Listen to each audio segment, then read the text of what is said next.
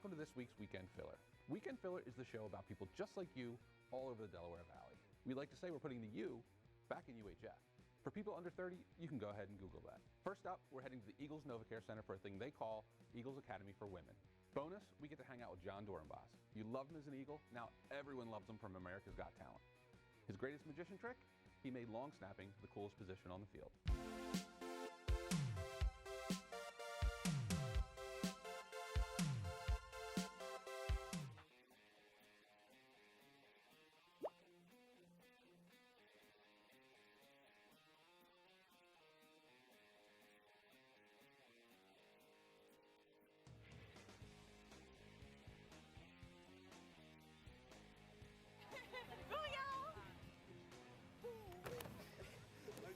Yes! I feel like a football player.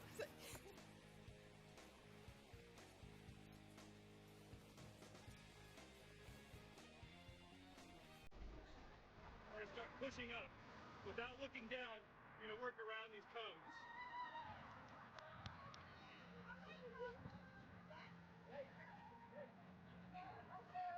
Plant and throw. Nice.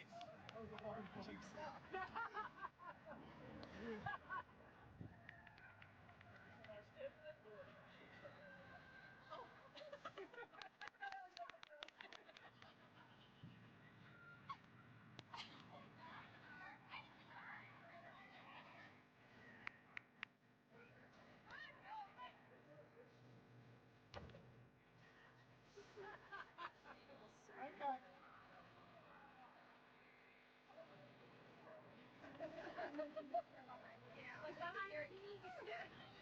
For those of you looking for a 5K that's a little more fun than fitness, there's a thing called color runs. A color run is sort of like low impact running and your Instagram filters had a baby.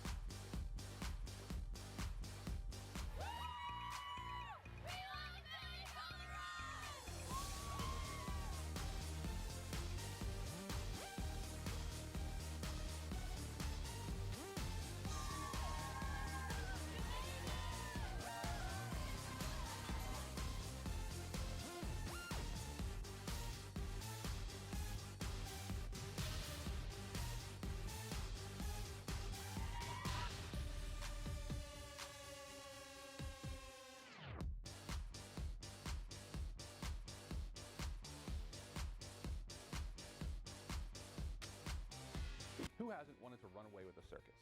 In our next clip, our very own Matt Alba does just that.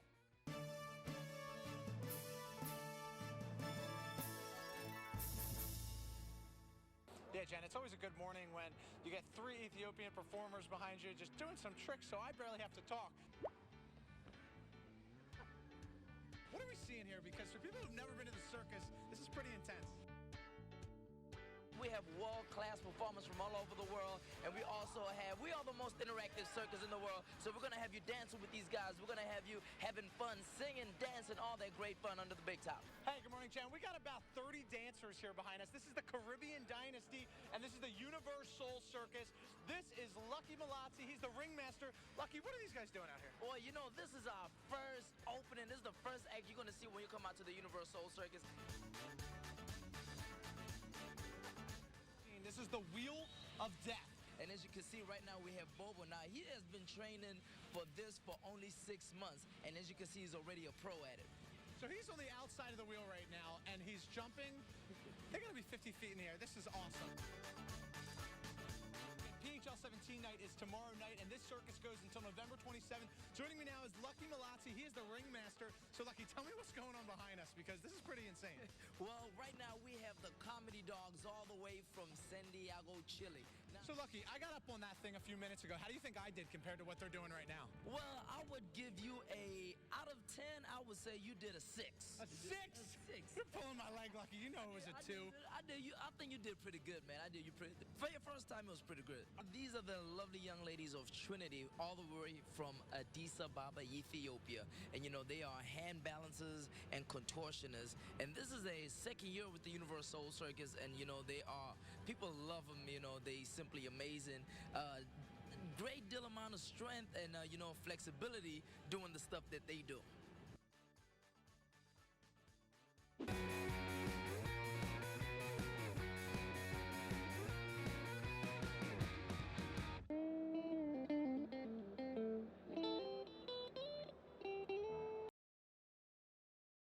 Welcome back, Villarinos. For over a decade, our good friends at Villain Arts have been putting tattoo shows on across the country.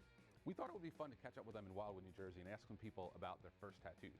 We even caught up with a television icon.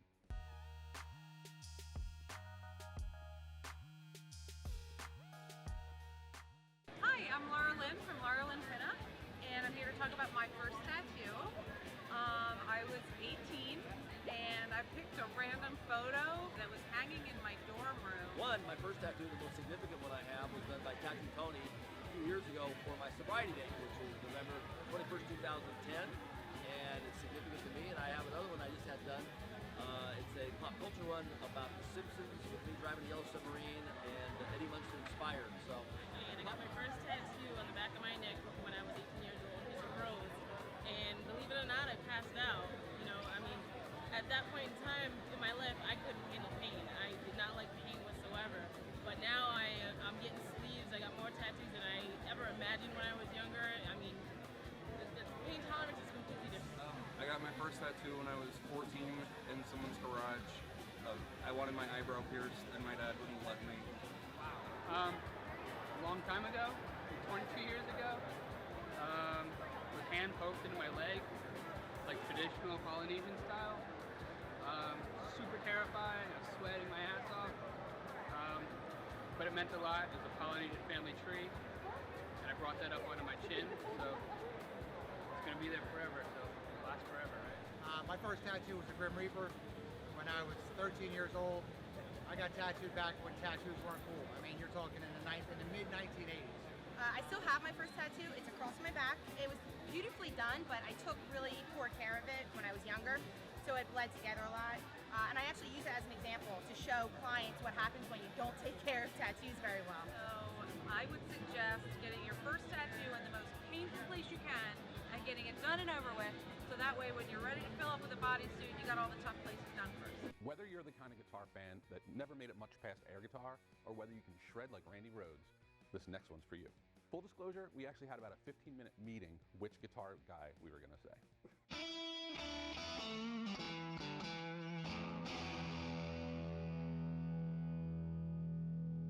Hey, this is Sam from Three Guys Guitars, Wilmington, Delaware. Welcome to the Guitar Show!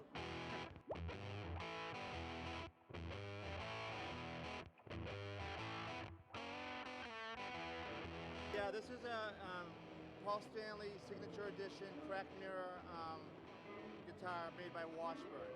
He used this on tour a number of years ago, and now they're not made anymore, and they're pretty rare.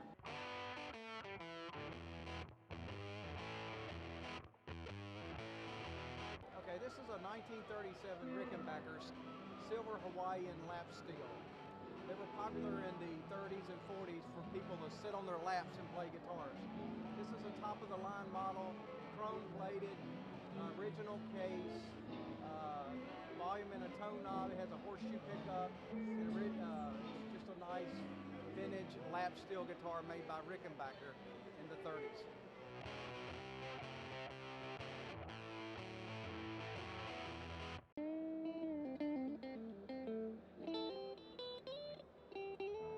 The lady came in with a bunch of stuff in to sell. She sold her stuff, got whatever she wanted, and left the crates. So my boss says to me, he goes, I dare you to make a guitar out of it. And I said, just dare the wrong person. So I did it. It's got Ibanez Super 58 pickups. Sounds great. I just put a tone pot on there, and it's got the natural tone. I used a poplar top, quarter-inch poplar plate in the back, and it's a little bit weighty, not too bad, but it sounds phenomenal.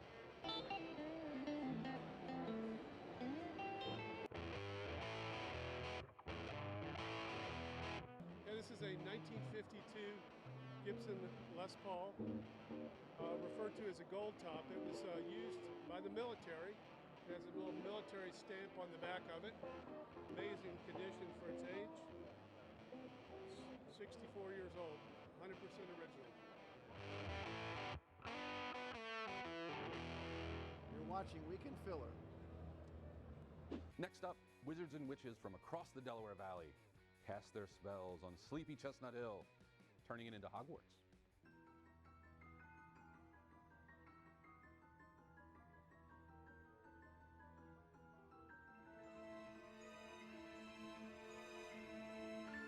Rita Skeeter here at the Chestnut Hill Harry Potter Festival. I'm here covering this extremely large event, and it has grown astronomically in size since last year. I'm Gilderoy Lockhart, 5-time winner of Witch Weekly's Most Charming Smile Award. It's good to see so many muggles and witches and wizards and all sorts of things all coming together for one little festival. Well, not so little anymore, is it? Hi, I'm Emily Shadman, and I'm the Director of Student Activities at Chestnut Hill College. But every year it's gotten better and better. They do butterbeer, they do a pub crawl. Every shop in town that participates has Harry Potter themed items for sale. The candy shop has a lot of great Harry Potter themed things. So yeah, it's just been growing and growing every year, and more fun and more people. So the Brotherly Love Cup is a part of the Harry Potter Weekend Festival activities. Spectators can expect to see a whole range of things. They'll see bludgers, quaffles, and the best part is the snitch. I'm Elena Ramos, and I'm co-captain here at Chestnut Hill College for their Quidditch team. Quidditch is just like a fun game overall. It's just like a game of rugby, capture the flag, tag, anything. But it's just like a fun game to play overall. So chasers are mostly offense. They have this ball called the quaffle, and they pass it around to each chaser. And then defense is a beater, and what they use is like a dodgeball, so what they call is a bludger, and they just help beat the chasers so they don't get the points. And then we have the keeper, which is really the goalkeeper, and just try to block off of the gold. And then we have the snitch that just runs around. He wears a bright yellow outfit with a ball in the back of his pants, and so the seeker, this is also offense, tries to take the ball from the snitch, and when the ball's taken from the snitch, that's when you win 150 points and an automatic win for the game. Yes, join us next year if you can, and come down to the Chestnut Hill Harry Potter Festival. Enjoy.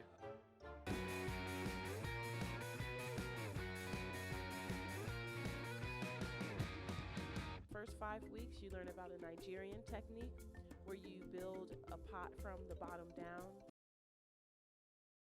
Welcome back, Filler fans. When most people think of pottery, they think of pottery wheels and spinning, but that's not always how it's done. Full disclosure, I've not been this excited about a pottery piece since Ghost.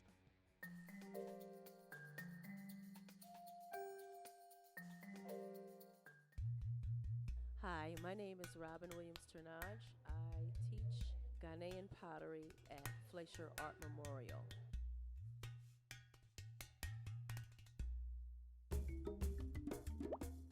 My name is Jahan Thomas. I teach the traditional Nigerian and Ghanaian pottery technique, a 10-week course.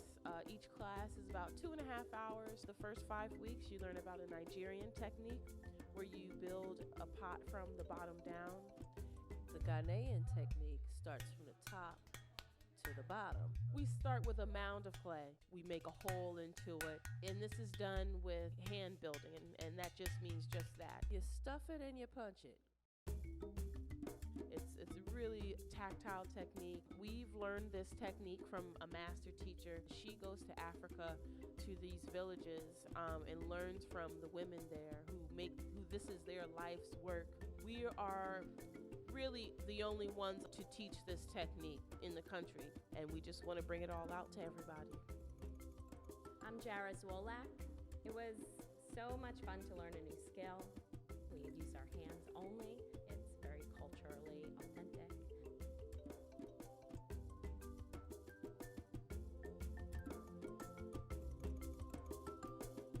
Stuff and Punch. This class is it's a tuition-free class, and that means you just need to become a member. The membership here at Fleischer is $75, and that allows you to have a free class. The membership also allows you to get into the Philadelphia Museum of Art, so you kind of get a double whammy. The instructors were great. They took us through every step. We relate this class to life, and you wind up really building a journey, and by the end of the course, everybody really feels accomplished. We got to know each other as a group. It was a very relaxing environment.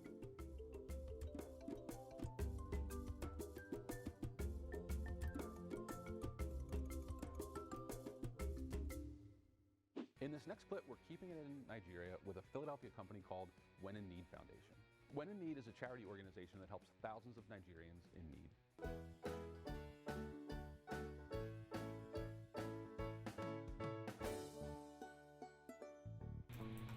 Hitachi Ekton created the When in Need Foundation with one goal in mind, to help any and all who are in need. We want to go to those areas that nobody talks about.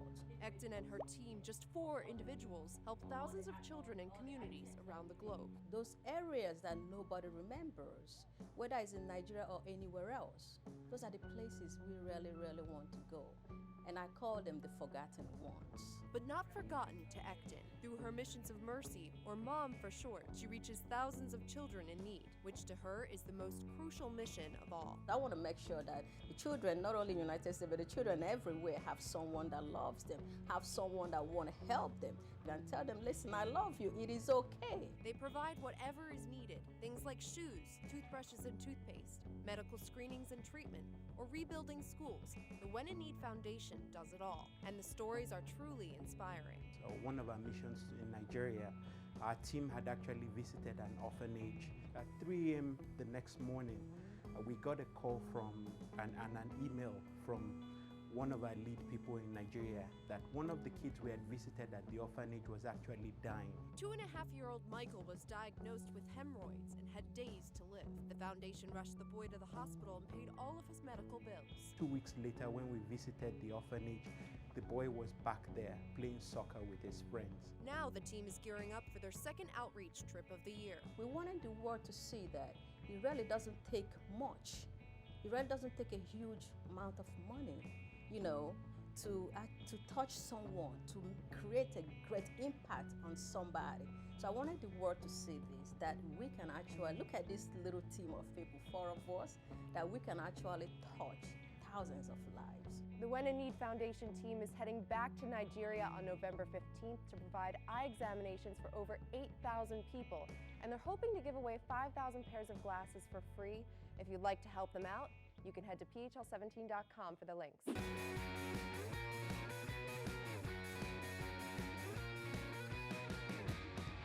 Washington had been defeated at the battles of Brandywine, Paoli, and Germantown in the fall of 1777.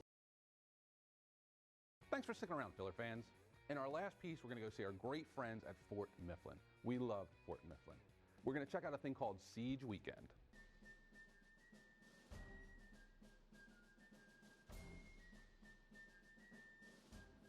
Hello, Weekend Filler fans. Welcome to Fort Mifflin and our Siege Weekend. This is our flagship event commemorating the 239th anniversary of the greatest bombardment of the American Revolution.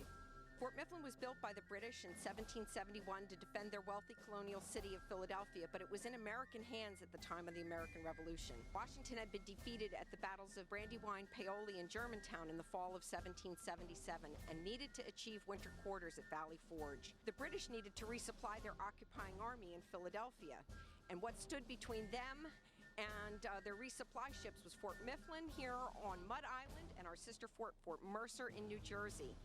The battle that ensued here started with a 5-week siege culminating in a 6-day bombardment, the greatest of the American Revolution. The small garrison here held off the mightiest navy of the 18th century world.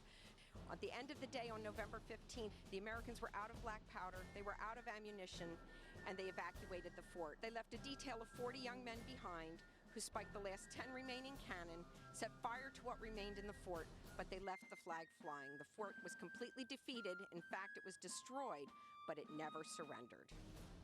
Siege Weekend is our flagship event, and it takes about 200 reenactors to really bring the fort to life. They come in with their weapons, their cannons, their muskets. Benjamin Franklin's got his wall gun. West Jersey Artillery has brought Thundering Barbara, named after the patron saint of artillery. Prepare to give fire. Give fire. And we also have civilians. A lot of women have brought heritage handcrafts to demonstrate. So it's really a step back in time to experience what life might have been like. So come visit us in person at Fort Mifflin, or if you can't make it here in person, try us online at www.fortmifflin.us. Thanks for stopping by, Weekend Filler. That's a wrap. So that's our show. Thanks for letting us fill a little of your weekend. Remember, you can get all these spots on weekendfiller.com. That's how you tell us you like this stuff. Go and see them again and again and again. Follow us on Instagram, check us out on Twitter, and follow the station on PHL17 Facebook. Until next week, I'm Tony Romeo, and I'll see you on the internet.